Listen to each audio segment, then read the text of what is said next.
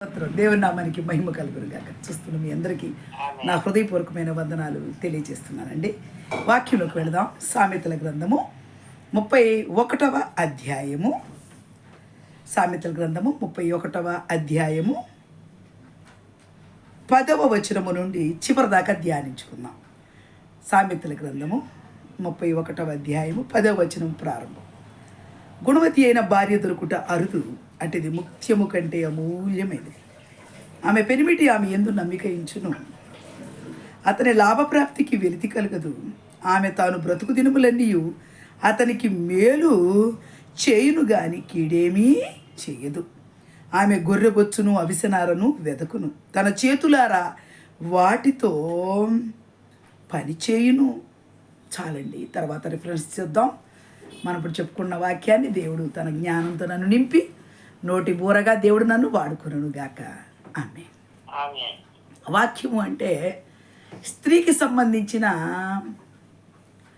బైబిల్లో పరిశుద్ధాత్మ దేవుడు రాయించిన అధ్యాయం ఇది. సామెతలు 31లో పరిశుద్ధాత్మ దేవుడు ఎలా రాయించారంటే స్త్రీ యొక్క లక్షణాలు ఎలా ఉంటే మంచిది, స్త్రీ ఎలా ఉండాలి అనేది ఈ 31లో సొలొమోను గ్రంథకర్త చక్కగా రాయటం జరిగింది.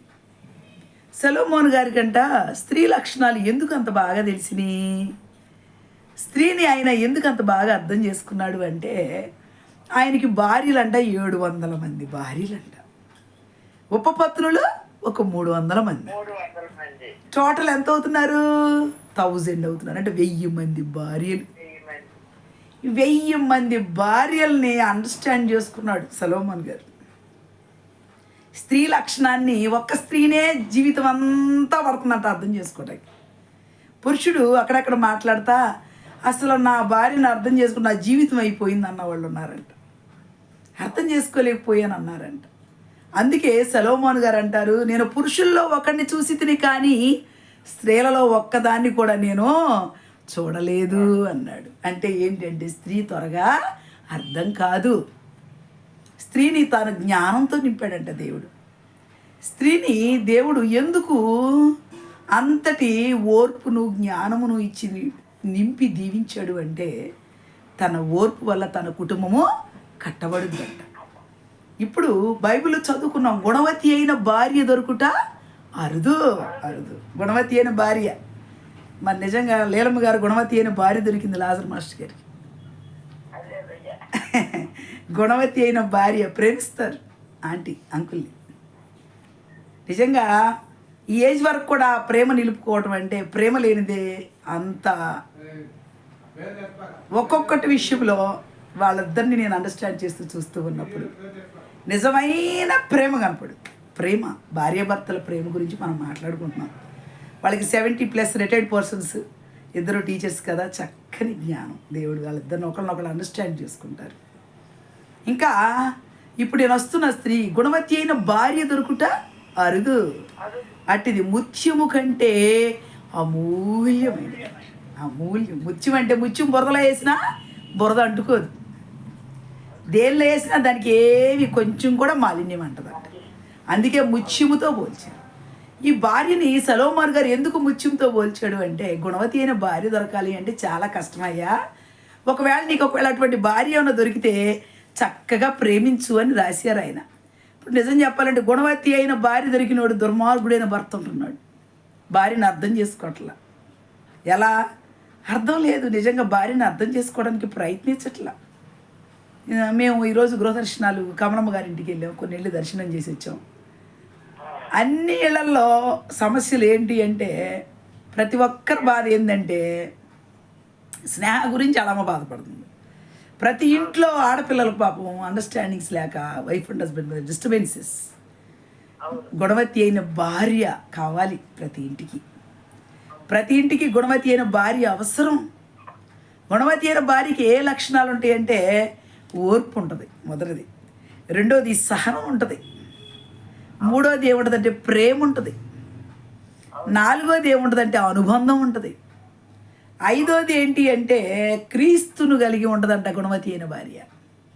క్రీస్తుని కలిగి ఉంటున్నామా మనము? లైవ్లో ఉన్న మనందరం ప్రశ్న వేసుకుందాం.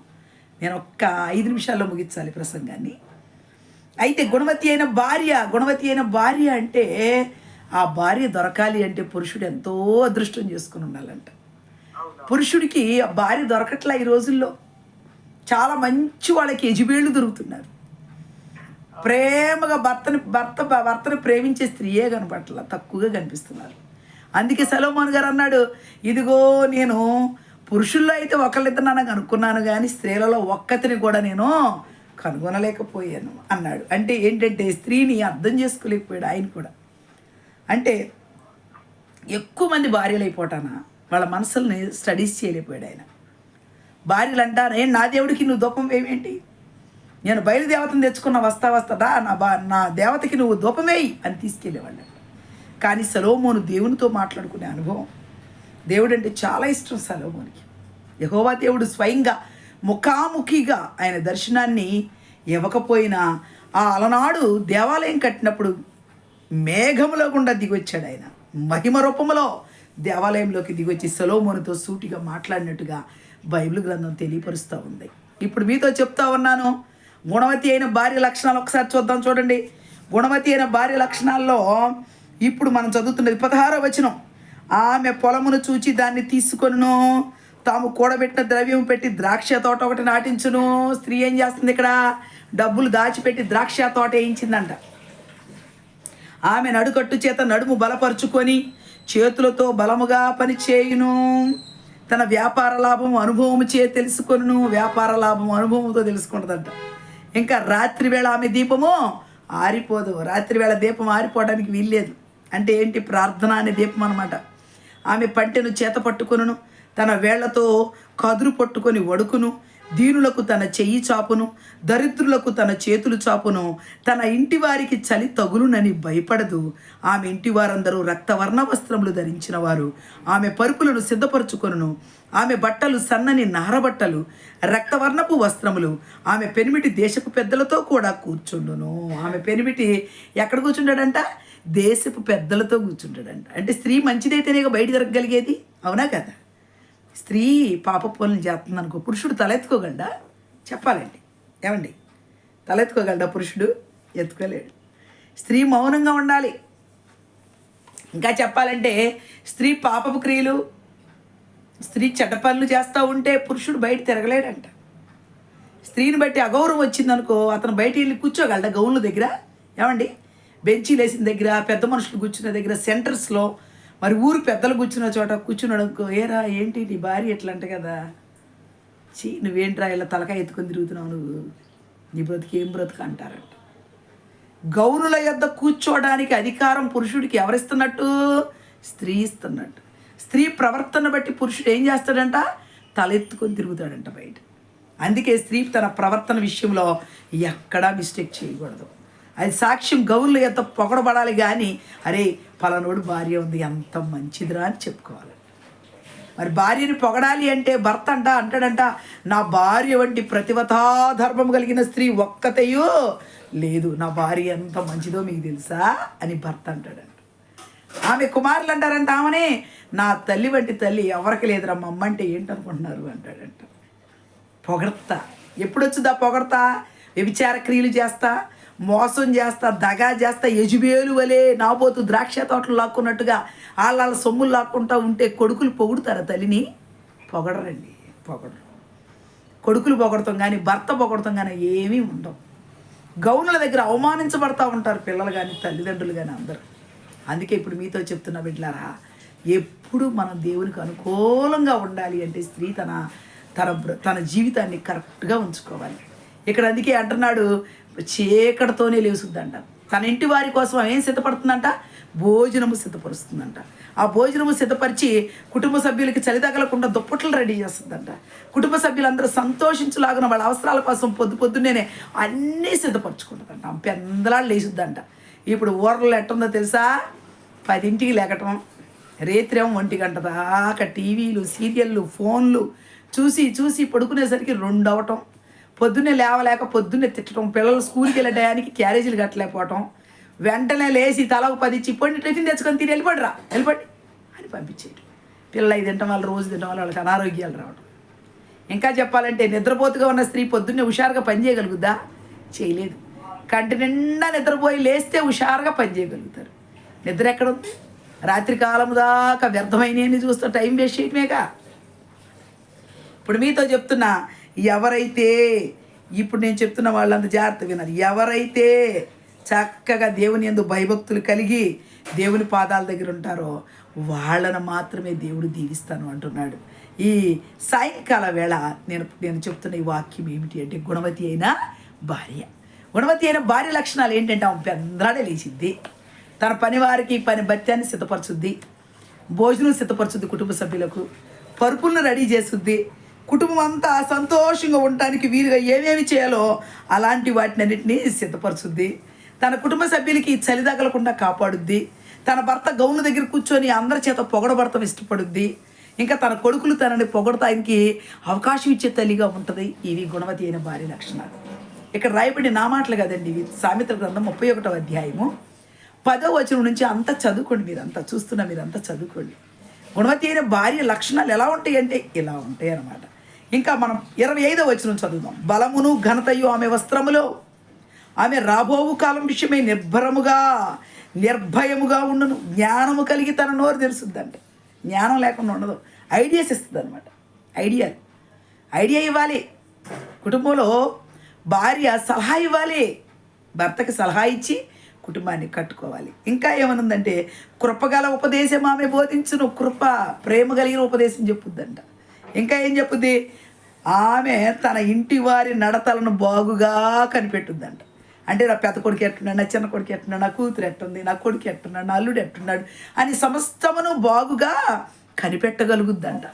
ఎవరంటే గుణవతి అయిన భార్య. తర్వాత ఏం చేస్తుంది, పని చేయకుండా ఆమె భోజనము చేయదంట, పని చేయకుండా ముద్ద అన్నం కూడా తినదంట. మరి పని చేయకుండా తినేవాళ్ళు ఎంతమందో ఈ రోజుల్లో రుబాబులు చేస్తున్నారు, సొమ్ము ఎలా లాక్కుందామని ప్లాన్లు చేస్తున్నారు స్త్రీలు గుణవతిగా కనపట్లే. ఎక్కడ భర్తని కొంగు కట్టుకోవడానికి ఏమేం మందులు పెడదామా అని ఆలోచిస్తున్నారు. భర్త మీద ఎట్ట ఒక్కొక్కటి ఏమేం కూపీలు లాగుదామా, పెళ్లి కాకముందు పెళ్ళి అయినాక ఎక్కడెక్కడ తిరుగుతున్నాడు కాపలాగా అయ్యడంతోనే జీవితం అయిపోతుంది. వ్యర్థమైన వాటిని కాదు పరిగెత్తాల్సింది. దేవుని పాదాల దగ్గర కూర్చొని, ప్రభువా నా భర్తని మార్చాయి అంటే దేవుడు మార్చడా? మారుస్తాడు కదా. మరి అందుకే దేవుని పాదాల దగ్గరికి ఎవరో రావట్లా. వ్యర్థమైన ప్రయత్నాలు చేసి భర్తను రెడ్ హ్యాండెడ్గా పట్టుకొని కాపురం చేస్తుంటారు రేపు నుంచి. ఆ పట్టుకోవడానికి ప్రయత్నాలతో పరిగెత్తి దొరకంగానే నువ్వు ఎలాంటి వాడివి, నువ్వు నాకు వద్దు అని విడాకులు తీసుకుంటావు. తర్వాత ఎంఏ జీవితం ఏమైపోతుంది? వ్యర్థమైపోతుంది. అందుకే బైబిల్ చెప్తుంది, ఇదిగో పని చేయకుండా ఆమె భోజనము చేయదు, ఆమె తన ఇంటి వారి నడతలను బాగుగా అర్థం చేసుకుంటుంది, ఎలా నడుపుకోవాలి ఎలా మలుపుకోవాలో కూడా తను తెలుసుకుంటుందంట. ఇంకా ఏమనుంది 29వ వచనం 28వ వచనం, ఆమె కుమారులు లేచి ఆమెను ధన్యురాలు అంటారంట. ఆమె కుమారులు ఆమెను ఏమంటారు? ధన్యురాలు. ఇంకా ఏమంటారు? చాలామంది కుమార్తెలు ప్రతివతా ధర్మమును అనుసరించి ఉన్నారు, కానీ వారందరినీ నీవు మించిన దానవు అని ఆమె ఆమెను పొగుడును. పెనిమిటి పొగుడుతాడంట. నా భార్య అంటే ఏంటి, నీకు ఎలా కనపడుతుంది? నా భార్య ఎలాంటిదో తెలుసా? నీతిమంతురాలు, గుణవతి అయిన భార్య నా భార్య అని చెప్పుకుంటాడంట భర్త. మరి భర్త చెప్పుకోవాలి అంటే నీ నడత ఎలా ఉండాలో ఊహించుకో. చూస్తున్నాను నువ్వు ఈ సమయంలో నీ నడతను ఒక్కసారి జ్ఞాపకం చేసుకో. నీ నడత బాగాలేదేమో సరిచేసుకో, నీ చూపు బాగాలేదేమో సరిచేసుకో, నీ ప్రవర్తన బాగాలేదేమో సరిచేసుకో, నీ కుమారులు నిన్ను చూసి సిగ్గుపడుతున్నారేమో సరిచేసుకో, నీ కుమార్తెలు నిన్ను బట్టి లోపల దిగులు పడుతున్నారేమో సరిచేసుకో, నిన్ను బట్టి నీ కూతురు కాపురం పోతుందేమో సరిచేసుకో, నిన్ను బట్టి నీ కుటుంబంలో కష్టాలు వస్తున్నాయేమో సరిచేసుకో. సరిచేసుకుంటేనే నువ్వు గుణవతి అయిన భార్యవు. నీ భర్త నిన్ను పొగడాలి అంటే ఖచ్చితంగా నువ్వు సరిచేసుకోవాలి. ఇంకా 29వ వచనం అన్నాడు, చాలామంది కుమార్తెలు ప్రతివతా ధర్మమును అనుసరించి ఉన్నారు, కానీ వారందరికన్నా నువ్వు మించిన దానమని భర్త పొగుడుతున్నాడు. ఆమె పెనిమిటి ఆమెను పొగుడును. 30వ వచనం చదువుదాం, ఇది ఇంపార్టెంట్. ప్రతి ఒక్కళ్ళ బ్యూటీ పార్లర్కి వెళ్తున్నారు. ఈ వాక్యాన్ని బాగా జ్ఞాపకం పెట్టుకోండి. అందము మోసకరము, సౌందర్యము వ్యర్థము, యెహోవా యందు భయభక్తులు కలిగిన స్త్రీ కొనియాడబడును. యెహోవా యందు భయభక్తులు, చాలామంది భయభక్తులు. దేవుడు చూస్తున్నాడనే భయము లేనే లేదు. చాటింగ్స్, వ్యర్థమైన చాటింగ్లు, భర్తతో కాకుండా పరాయి వారితో చాటింగ్లు, ఫోన్ కాల్స్, చెవులో ఫోన్ వేసుకొని బెడ్ మీద పడుకొని సాయంకాలం దాకా మాట్లాడతామే ప్రియుడితో. భర్త వచ్చేయడానికి ఎరగనట్టుగా కాల్ డేటా అంతా డిలీట్ చేసేసేయటం. ఇదంతా చేస్తా ఎవరిని మోసం చేస్తున్నావు నువ్వు? నువ్వే మోసం చేసుకుంటున్నావు. ఎవరు తీసుకున్న గోతులో వారే పడతారు. ఏమి విత్తుతావో అదే కోస్తావు. నువ్వు అదే కాక అందము కోసం బ్యూటీ పార్లర్లకు పరిగెత్తుతున్నావు. అందంగా తయారయ్యి భర్తకు కనపడాలని కాదు, అందరూ చూసి అందంగా ఉందని మగవాళ్ళు అందరూ పొగడాలని వెళ్తున్నాడు. మగవాళ్ళు పరాయి పురుషుడికి నువ్వు అందంగా కనపడాలని కోరుకుంటే నీ స్థితి ఏంటో తెలుసా? నువ్వు గుణవతి అయిన భార్య స్థితి కాదు. అందము మోసకరము, సౌందర్యము వ్యర్థము. సౌందర్యం కూడా వ్యర్థమే. ఎందుకు? సౌందర్యం కోసం అన్ని బ్యూటీ పార్లర్లు వెలుస్తున్నాయి. బజార్లో 4-5 ఉంటున్నాయి.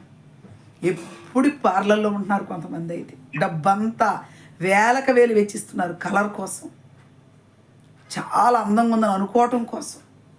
ప్రతి ఒక్కరు బ్యూటీ పార్లర్లోనే ఉంటున్నారు. ఇప్పుడు మీతో చెప్తున్న బిడ్డలారా, ఎవరైతే అందం కోసం పరిగెత్తుతారో వాళ్ళ జీవితాలు పతనమైపోతాయి. ఎవరైతే సౌందర్యం కోసం డబ్బులు వెచ్చిస్తూ ఉంటారో ఆ సౌందర్యము కూడా వ్యర్థమని చెప్తుంది బైబిల్. ఇప్పుడు ఏమంటున్నాడో తెలుసా? యెహోవా యందు భయభక్తులు కలిగిన స్త్రీ కొనియాడబడుద్దంట. యెహోవా యందు భయభక్తులు.